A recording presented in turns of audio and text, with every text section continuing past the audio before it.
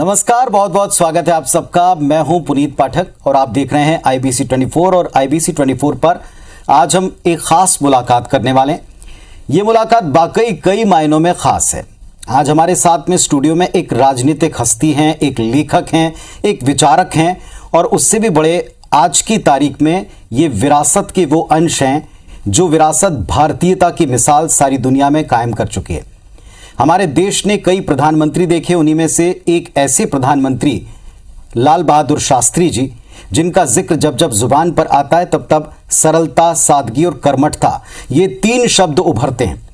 उन्हीं के परिवार से उनके सुपुत्र जो कांग्रेस पार्टी के वरिष्ठ नेता हैं, आदरणीय सुनील शास्त्री जी हमारे साथ इस वक्त स्टूडियो में मौजूद हैं।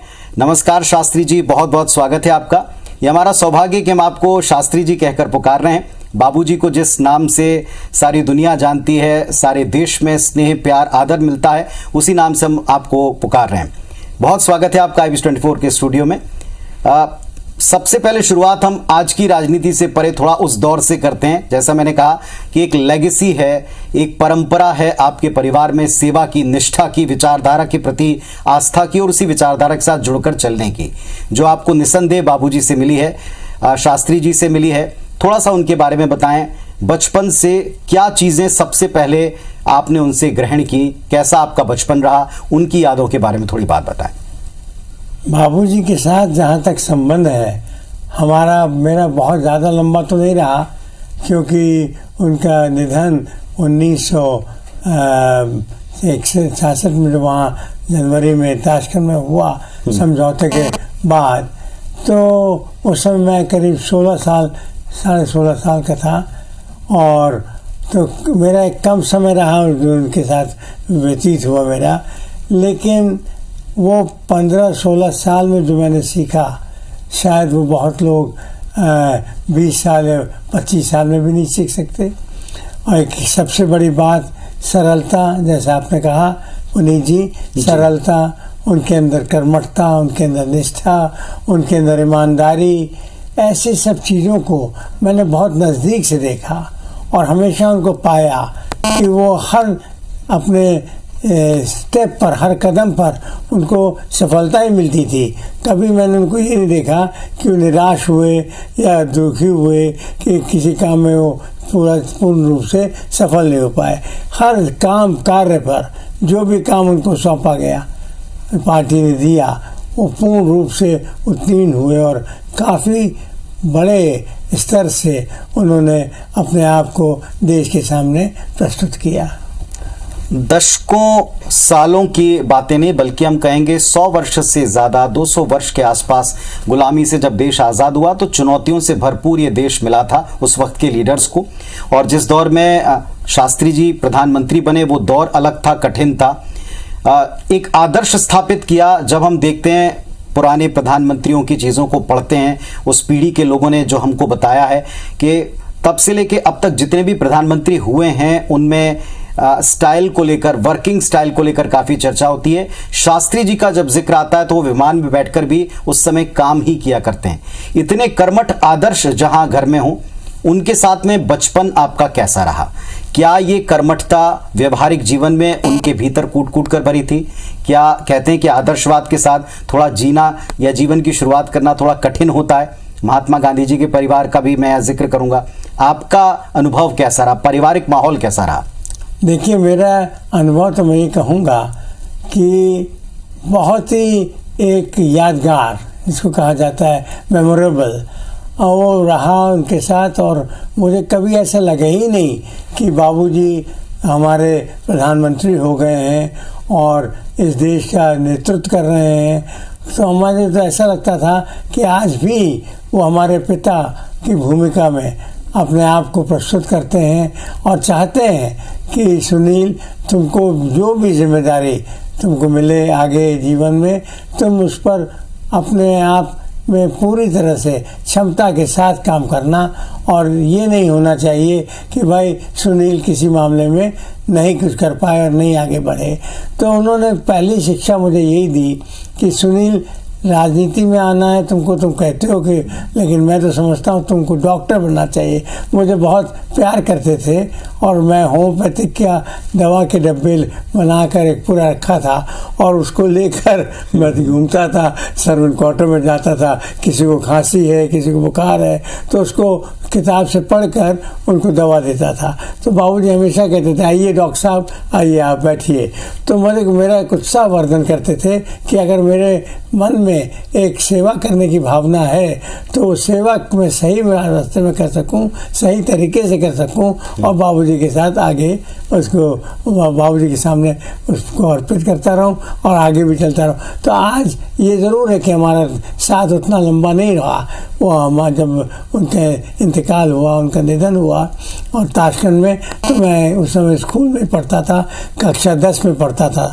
तो लेकिन फिर भी मैं ये ज़रूर कहूँगा कि वो एक बहुत ही महत्वपूर्ण समय मेरे लिए गुजरा, क्योंकि उसने मेरी नींव ऐसे जमाई, इस तरह से रखी कि आज भी मैं जो काम करता हूँ उसमें बाबूजी को याद करके, उनके आदर्शों पर चलते हुए, देश के प्रति पूर्ण समर्पण और लोगों के बीच एक प्यार और मोहब्बत के दिशा में चलते हुए आगे बढ़ने की चेष्टा करता हूँ। बहुत कम ऐसे व्यक्तित्व रहे आज़ादी से लेकर अब तक जिनके ऊपर अलग अलग दौर राजनीति के देश ने देखे हैं। एक अलग दौर की राजनीति अभी देख रहे हैं केंद्र में और राज्य में, एक अलग दौर की राजनीति देश ने पहले देखी है लंबे अरसे तक, जिसमें कांग्रेस का शासनकाल ज़्यादातर राज्यों में रहा। लेकिन हर दौर में निर्विवादित कुछ शख्सियत रही, उनमें से एक लाल बहादुर शास्त्री जी रहे हैं। उनके आदर्शों को आगे बढ़ाना आसान नहीं था। आपके करियर की शुरुआत, जहां तक हमें जानकारी, विशुद्ध तौर पर राजनीति से नहीं हुई, फिर आप राजनीति में पदार्पण किए। शुरुआती दौर कैसा था, कैसे चुना आपने अपने करियर को, इसमें परिवार का कितना योगदान या उनकी कितनी राय शामिल थी? मुझे 1980 में मुझे इंदिरा जी ने कांग्रेस पार्टी से गोरखपुर में चुनाव लड़ने को कहा। तो उन्होंने पहले सवाल मुझसे ये पूछा कि सुनील तुम गोरखपुर गए हो? तो मैंने उत्तर दिया नहीं, मैं नहीं गया कभी। तो उन्होंने कहा तुमको टिकट दिया जा रहा है और तुम वहाँ कैसे जीतोगे? मैंने कहा कि मैं उन आदर्शों को अपना के रखा है, मैंने अपने बाबूजी की जो विरासत उसको ऐसे संजो कर रखा है कि उससे मैं लोगों के बीच में जाऊंगा और फिर आपका एक आशीर्वाद है मुझ पर और आप भी जिस तरह से देश को चला रही हैं, करती हैं, तो मुझे लगता है कि मैं सही रास्ते पर चिन्हों पर चल रहा हूँ। तो ये मेरा एक शुरुआत में दौर इस तरह रहा। और जब मैं गया चुनाव लड़ने तो वहाँ पे बहुत लोगों ने उस समय से ये भी कहा कि एटम बम गिर गया, क्योंकि मैं गोरखपुर का था नहीं, तो लोगों ने कहा कि एटम बम गिर गया। लेकिन मैंने कहा, मैं जब ये सुना मैंने, तो मैंने सबसे पहले उन नौजवान साथियों को उनको पकड़ा जो इस बात को कह रहे थे। फिर मैंने कहा मैं कैसे एटम बम हुआ भैया, मैं भी तो आप मानते हैं शास्त्री जी को पूरे देश का प्रधानमंत्री, पूरे देश का नेता, तो आप उनके पुत्र को कैसे अलग कर देंगे? मुझे एक मौका मिला है और मुझे मौका मिला है आप जैसे शहर से विधायक बनने का, और मैं चाहता हूं कि मैं यहां से ऐसा विधायक बनूं कि लोग याद करें मुझे जीवन भर कि हाँ सुनील शास्त्री भी कभी हमारे क्षेत्र से विधायक थे। तो इस बात पर मैंने उन लोग को इतना एक मतलब उनको विन ओवर कर लिया, मैं जिसको कहता हूँ कि हमने विन ओवर कर लिया बच्चों को। अपने साथ मेरे साथी के तो थे, मेरे हम सफ़र थे, अब हम भी उसी कम के उम्र के थे, तो उनको मैंने जीता और उनमें वही सब लोग सबसे बड़े मेरे समर्थक बने। आप विश्वास नहीं मानेंगे पुनीत जी, वही सबसे ज़्यादा काम किया और मैं 15 साल के बाद वहाँ पर सीट कांग्रेस को जीत कर मैंने दी। जिस तरीके से आपने जिक्र किया कि इंदिरा जी के कहने पर आप राजनीति में भी आए और आप चुनाव लड़ने की तरफ अग्रसर हुए, इंदिरा जी के बारे में भी बहुत सारी बातें हैं। उस दौर को आपने देखा है, आयरन लेडी उनको कहा जाता है, दुर्गा नाम से उनको भारतीय जनता पार्टी के जो आदर्श पुरुष हैं उन्होंने पुकारा था। हालांकि पुकारा नहीं पुकारा, इस पर भी बड़ी बहस हम सुनते हैं, लेकिन आपका तजुर्बा इंदिरा जी के साथ में कैसा था? उस दौर को आप कैसे डिफाइन करते हैं, कैसे परिभाषित करते हैं वो दौर जो इंदिरा जी का है? कि इंदिरा जी का दौर एक ऐतिहासिक दौर था पुनीत जी, बहुत ज़बरदस्त जिसको कहा जाता है समय था उनका, और काफ़ी लंबे समय तक रही प्रधानमंत्री। और उन्होंने देश को हर दिशा में, चाहे बाएं जाए चाहे दाएं जाए चाहे सीधे जाना हो, उन्होंने हर दिशा में बिल्कुल सही रास्ते पर वो देश को ले गई। और इसी कारण उनको लोगों ने ये उपाधि भी दी। और वो मैं तो कहूँगा अटल जी ने इस बात को कहा था कि दुर्गा हैं, तो उनको लगा कि इस महिला के अंदर कुछ ऐसी शक्ति है जिसके द्वारा इन्होंने इतनी बड़ी जंग बांग्लादेश के स्वतंत्र कराने में जो भूमिका निभाई, उसमें बहुत बड़ी योगदान दिया। और साथ ही साथ उन्होंने इतनी बड़ी एक आर्मी, एक जो जवान थे लड़े, और जो हमारे विपक्षी जो लड़ रहे थे पाकिस्तान के जवान, उनको खदेड़ा भी और उनको उन्होंने अरेस्ट भी करा, उनको पकड़ा भी। और इस तरह से एक बड़ी भारी संख्या उन लोग की थी, जो कि ऐतिहासिक एक उपलब्धि थी। और मैं समझता हूँ कि इंदिरा जी के बारे में जो कहा जाए वो कम है, क्योंकि आज इंदिरा जी आज अगर देश की प्रधानमंत्री नहीं हुई होती तो शायद एक संकट का समय उस समय आ जाता, क्योंकि शास्त्री जी का निधन बहुत जल्दी हो गया। और जल्दी होने के कारण मुझे ऐसा लगा बहुत कुछ शास्त्री जी देते इस देश को, लेकिन वो दे नहीं पाए। लेकिन उसकी पूर्ति हमारे प्रधानमंत्री और हमारे नेता श्रीमती इंदिरा गांधी ने किया। मैंने उनसे सिर्फ एक छोटा सा निवेदन किया था। जब मुझे उन्होंने टिकट दिया तो मैंने कहा कि मेरा आपसे निवेदन ये है कि आप मेरे उत्तर प्रदेश में जब प्रचार शुरू करें तो गोरखपुर के करें, मेरे क्षेत्र से करें, तो मुझे बहुत अच्छा लगेगा। और इंदिरा जी ने मेरी बात को रखा और गोरखपुर से उन्होंने प्रचार किया। जी, आपने बताया इंदिरा जी का अपना पूरा अनुभव, लेकिन आप अटल जी से भी प्रभावित हुए। आप अटल जी से इतना प्रभावित हुए कि आप भारतीय जनता पार्टी के साथ भी हुए। कई लोगों ने इसे कई तरह से देखा, परिभाषित किया। क्या वो दौर था? किन बातों से आप अटल जी के प्रभावित हुए? मैं उस समय प्रभावित हो गया था अटल जी से, क्योंकि वो भी बहुत माने हुए नेता थे और लगता था कि उनके नेतृत्व में भी देश आगे बढ़ेगा। और ये हुआ भी, देश भी आगे बढ़ा भी। तो उस समय मैंने कांग्रेस पार्टी से इस्तीफा दिया। और उसके बाद मैं अटल जी के, मुझे कहना नहीं पड़ा, बल्कि अटल जी का ही फ़ोन आया मेरे पास और उन्होंने कहा कि सुनील, अब आप हम लोग आपका स्वागत करेंगे, आइए हमारे साथ मिलकर काम करिए। तो मुझे लगा कि एक मौका मुझे मिल रहा है कि भारतीय जनता पार्टी में अटल जी के नेतृत्व में मुझे अवसर मिलेगा काम करने का। तो उन्होंने मुझे कहा, और अडवाणी जी उस समय राष्ट्रीय अध्यक्ष थे, उन्होंने दोनों जनों ने बहुत सम्मान के साथ मुझे पार्टी में शामिल किया। और शामिल करने के बाद उन्होंने जिम्मेदारी भी दी, मुझे राष्ट्रीय महामंत्री बनाया पार्टी का, और प्रवक्ता बनाया, और बहुत से काम दिए, जिम्मेदारी दिया। और प्रचार तो मैंने बहुत किया। तो उस समय, लेकिन ये मुझे लगता था, कहीं मुझे ऐसा झलक दिख जाता था अटल जी में कि वो कुछ शास्त्री जी की तरह, बाबूजी की तरह कुछ काम करना चाहते हैं और करते हैं। और उन्होंने किया भी देश के सामने। और आज वो नहीं थे हमारे, जब बीच में नहीं रहे, तो फिर मैं ये नहीं कहूँगा, मैं किसी की आलोचना नहीं करता, लेकिन मैं ये नहीं कहूँगा कि कोई अन्य नेता इस स्तर पे आया जो कि अटल बिहारी वाजपेयी का भारतीय जनता पार्टी में बराबरी कर सके या उनके साथ आए। लेकिन अटल जी के बाद आपको लगा कि पार्टी में वैसी परिस्थितियां नहीं हैं, आप वापस कांग्रेस के हुए, आप वापस कांग्रेस में गए, ऐसी क्या वजह हुई, अगर आप शेयर करना चाहें? देखिए, मैं ये कहूँगा कि वैसे तो बहुत कहानी लोग कहते हैं, बहुत अलग अलग बात होती है, लेकिन मेरा ये मानना था कि मैं शास्त्री जी का विजन जो था, जिस उम्मीदों के साथ वो देखना चाहते थे देश को आगे बढ़ते हुए, क्या चाहते थे वो हमारे युवा पीढ़ी से, कैसे करना चाहते, देश को कैसे वो बनाना, आगे बढ़ाना चाहते थे। तो एक तो सबसे पहला एक हरित क्रांति एक बहुत महत्वपूर्ण था शास्त्री जी का। और हरित क्रांति का जो देख रहा था मैं, वो हमको नहीं दिखाई पड़ रहा था कि विजन कहीं दूर दूर से कि वो कोई आगे बढ़ाने की बात हो रही है। क्योंकि आपको मालूम ही है कि शास्त्री जी का सबसे प्रिय नारा, और जो आज भी उतना ही वो आज उसका कोई जगह ख़त्म नहीं हुई है। आज भी हर जगह आपको जय जवान जय किसान का नारा शास्त्री जी का दिखाई पड़ता है। तो ये एक चीज़ विजन को मैं ढूंढ रहा था, लेकिन उस दुर्भाग्य से मुझे नहीं मिला।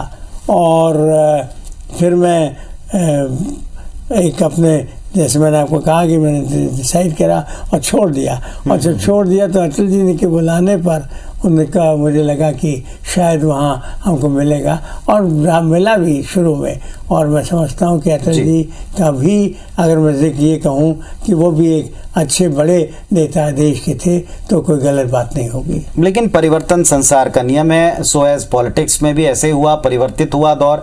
अब बीजेपी भी वो नहीं रही, अटल आडवाणी का दौर नहीं रहा, अब प्रधानमंत्री नरेंद्र मोदी हैं, अमित शाह हैं। इस दौर की पॉलिटिक्स को आप कैसा देखते हैं? ये भी सुनने में आया कि आप वर्तमान प्रधानमंत्री जी से भी प्रभावित हुए, उनके भी कामों को आपने सराहा। सही बात है।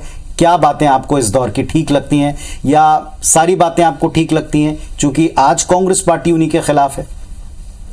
नहीं, मेरा ये मानना है कि जो उम्मीद करते थे हम सब प्रधानमंत्री से, वर्तमान प्रधानमंत्री से, वो उसमें हम उनको खरा नहीं पाते। मुझे लगता है कि अगर हम खरा नहीं पाते तो हम ये भी नहीं कह सकते कि हम उनको हरा पाते हैं। अभी नहीं पाए, हम हरा नहीं पाए। लेकिन खरा इसलिए नहीं कहूँगा कि जो एक विजन उनका है एक अलग, लेकिन उस विजन में जो सोशल फैब्रिक जिसको हम कहते हैं, जिसमें आस्थाना बाना जिसमें बंधे हुए सब लोग होते हैं, हर जाति के, हर धर्म के लोग, हर किसी भी जगह कार्य करने वाले, वो सब, तो उसमें मुझे दिखाई देता है कि काफ़ी अभी दूरी है। और ये दूरी नहीं बननी चाहिए, क्योंकि देश को अगर आगे बढ़ना है तो देश एकजुट होकर एक साथ मिलकर चलेंगे। राजनीतिक मतभेद एक अलग चीज़ है, और राजनीतिक मतभेद में आप अगर आपसी दुश्मनी के रूप में उसको ले लें आप उसको, तो वो ज़रा गलत हो जाता है। लेकिन आज तो बड़ा दुर्भाग्य है हमारे देश में कि आज हर जगह बड़ी बड़ी जो इंस्टीट्यूशन है, चाहे वो ईडी हो, इन्फोर्समेंट हो, डायरेक्टरेट हो, चाहे वो सीबीआई हो, इस तरह की बहुत सारे संस्थाएं हैं जिनका दुरुपयोग हो रहा है। मुझे ऐसा लगता है, ये मेरी भावना है और मुझे लगता भी है, और मैं समझता हूँ कि बहुत से लोग मेरी बात से सहमत भी हैं। तो इसलिए मुझे लगा कि मैं स्पष्ट रूप से कहूँ, और मोदी जी का जहाँ तक था, मेरा और उनका दोनों का साथ भी रहा, क्योंकि वो भी राष्ट्रीय महामंत्री थे, प्रवक्ता थे, मैं भी राष्ट्रीय महामंत्री प्रवक्ता था, तो उनके साथ बड़ा निकट का भी संबंध रहा। 2-3 छोटे-छोटे सवाल हैं। जैसे आज के दौर में कांग्रेस पार्टी, जिसका आप आज भी हिस्सा हैं, उसका ये प्रमुख आरोप है कि ये सरकार जो मौजूदा देश में चल रही है, उद्योगपतियों को लाभ पहुंचाने की मंशा के अनुसार ही काम कर रही है। क्या आपको लगता है ये आरोप ठीक है? नहीं, देखिए, इसमें व्यक्तिगत तौर पर अगर मैं समझूं तो ज़रूर ये आरोप ठीक है, क्योंकि आज 1 या 2 या 3, मैं किसी उद्योगपति का नाम नहीं लेना चाहता, लेकिन उन लोगों के साथ उनका जिस तरह से एक जुड़ के काम करने की बात आती है, तो लगता है कि आम जनता जिसकी ज़्यादा आपको महत्व देना चाहिए था, आज आम जनता को, आपको जो गरीबी रेखा से नीचे हैं और जो गरीबी रेखा से ऊपर हुए हैं लेकिन अभी राह नहीं चुन पाए, सही रास्ता नहीं चुन पाए, उनको आपको सही रास्ता दिखाना है, और तब जाकर वो आपका देश का जो है विकास हो सकता है, देश आगे बढ़ सकता है। तो आज के टाइम में मैं समझता हूँ कि इसका जो है सही है दुरुपयोग कर रहे हैं, मतलब नहीं कर पा रहे हैं, और देश दुरुपयोग हो रहा है। दूसरा, कांग्रेस पार्टी का आरोप मुझे लगता है बिल्कुल ठीक है इस मामले में। आज की तारीख में कांग्रेस पार्टी के बारे में लोग, और खास तौर पर भारतीय जनता पार्टी के, ये अब डूबता जहाज है। लोग छोड़ कर जा रहे हैं, कांग्रेस में कुछ बचा नहीं, सिर्फ परिवारवाद के अलावा यहाँ कुछ नहीं है। एक राष्ट्रीय अधिवेशन है जिसकी शिरकत के लिए आप स्वयं भी पधारे। आपको क्या लगता है, कांग्रेस का क्या भविष्य है? कांग्रेस सही राह पर है? मैं तो पुनीत जी इसमें सबसे पहले अपने आप को दोषी मानता हूँ कि मैंने कांग्रेस को क्यों छोड़ा, लेकिन छोड़ दिया था। तो आज जो लोग नए नए उभरते हुए नेता हैं और देखते हैं तो उनको पता नहीं क्या लगता है, लेकिन सब इस बात को एहसास करेंगे। मैंने एहसास किया और कांग्रेस में वापस आया, और मैं समझता हूँ जो हमारे पार्टी को छोड़ के गए हैं वो भी बहुत जल्द वापस आएंगे कांग्रेस में और कांग्रेस को मजबूत करेंगे। तो कांग्रेस का भविष्य आगे भी है और इसमें लोग दोबारा से आस्था या रखेंगे, इसमें जुड़ेंगे, क्योंकि बीजेपी कहती है इसमें आस्था लोगों की बची नहीं। बिल्कुल आस्था बची है, पूरा विश्वास है। और मैं समझता हूँ कि कांग्रेस पार्टी में एक झलक आती है कि किस तरह से देश को एकजुट बनाकर चलना, आगे बढ़ना चाहिए। अब लोगों को देखिए, हर पार्टी के लोग कुछ ना कुछ उसमें कमी निकाल कर इधर उधर करके उस बातों को उजागर करते हैं। अब उजागर भी बहुत तरीके से होता है। कई बार तो मैं ये भी समझता हूँ कि कुछ हमारे जो मीडिया है उससे भी कुछ थोड़ा सा कभी कभी जो सपोर्ट कांग्रेस को मिलना चाहिए वो नहीं मिल पाता है। तो ये कहना, अब आज देखिए, मैंने देखा जिस तरह से राहुल गांधी जी ने हमारे भारत जोड़ो यात्रा निकाली, एक बहुत बड़ी उपलब्धि है। अब उसको उपलब्धि नहीं मान रहे कुछ लोग, उसको अलग तरीके से रख रहे हैं विपक्ष के लोग। लेकिन मेरा ये कहना है कि वो उपलब्धि मैंने स्वयं देखी है, और जिनके साथ मैं भी थोड़ी देर चला हूँ, उनके साथ नहीं चल पाया तो दूसरे आगे बढ़ गया हूँ। तो इस तरह से लेकिन हम गए हैं। तो मुझे लगा कि आज राहुल गांधी जी ने अपने नफरत छोड़ो और मोहब्बत के पैगाम को दूर दूर तक पहुँचाओ, उन्होंने ये बात कही। ये बड़ा एक उनकी बड़ी भारी थी, और मैं यही समझता हूँ कि उन्होंने जन जन को तो जोड़ा, उसके साथ मन से मन को जोड़ा। जी। ये बहुत बड़ी इम्पोर्टेंट है। देखिए, मैं आपको कह रहा हूँ, और उसके बाद मैं ये कहूँगा कि जन जन को जोड़ा, मन को मन से जोड़ा, और आज उन्होंने इस बात को पूर्ण रूप से देश में साबित कर दिया कि आज अगर हम लोगों को आगे बढ़ना है तो हर व्यक्ति को साथ लेकर चलना होगा, हर जाति के लोगों को साथ लेकर चलना होगा, और हर धर्म को साथ लेकर चलना होगा। तभी संभव हो पाएगा कि हम देश को आगे बढ़ाएं और अपनी मंजिल को प्राप्त करें। जी, हालांकि आपसे राष्ट्रीय स्तर की और इतनी पुरानी बातें, अंतिम बहुत छोटे में संक्षेप में, यूपी की राजनीति से आप लंबे समय तक जुड़े रहे, और छत्तीसगढ़ जहां निवास करते हैं, जहां अभी इतना बड़ा राष्ट्रीय अधिवेशन हो रहा है, ये दोनों अलग अलग पार्टियों की सरकारें, एक बीजेपी एक कांग्रेस, और दो बड़े मजबूत व्यक्ति इसे चला रहे हैं, लीड करें। दोनों की सरकारों के बारे में आपका क्या सोच है? मैं समझता हूं कि जहां तक आपके बघेल, हमारे वर्तमान मुख्यमंत्री छत्तीसगढ़ के हैं श्री बघेल जी, भूपेश बघेल जी, उनका एक बड़ा जबरदस्त उनका प्रभाव है आज छत्तीसगढ़ में। और ये प्रभाव इसलिए नहीं है, उन्होंने सही दिशा में सही कदम उठाए हैं, और समय समय पर, चाहे वो शिक्षा का हो, चाहे वो बिजली की बात हो, चाहे वो जो भी इशू लेते हैं, बहुत दिल से गहराइयों से लेते हैं और उसको समझाने में कर देते हैं कि भाई इसको सुलझाया जाए और हर वर्ग के लोगों को कुछ न कुछ लाभ मिले। जी। और जहाँ तक हमारे योगी आदित्यनाथ जी का प्रश्न है, मैं कहूँगा कि उनका तो सिर्फ एक बुलडोज़र कहा जाता है। अब बुलडोज़र का क्या अर्थ होगा वो आप अच्छी तरह समझ गए हैं। हर जगह तोड़ा फोड़ी ये सब होता है। तो अब ये उनका सरकार वहाँ उत्तर प्रदेश में ज़रूर सरकार बन गई है, लेकिन ज़्यादा समय तक उनके वहाँ सरकार नहीं चल पाएगी। चलिए, आपने इतने महत्वपूर्ण शेड्यूल में से हमारे लिए समय निकाला और इतनी पुरानी बातें बाबूजी से, शास्त्री जी से शुरू करके वर्तमान राजनीति और प्रदेश की सियासत पर खुलकर इतनी दिल से आपने राय रखी। आपका बहुत बहुत धन्यवाद, आपको बहुत सारी शुभकामनाएं। तो अभी आप जो सुनील शास्त्री जी को सुन रहे हैं, आपने जितनी बातें उनकी सुनी, उससे एक बात स्पष्ट है कि कुछ लोग, कुछ परिवार अब भी विचारधारा में इतना यकीन रखते हैं कि विचारधारा के पीछे चलते चलते ना वे परिवर्तन से डरते हैं, ना वे अपने निर्णयों पर पुनः सोचकर वापस एक कदम पीछे आने से झिझकते हैं। ऐसी एक शख्सियत से हमने आज मुलाकात की। फिलहाल के लिए इतना ही। नमस्कार।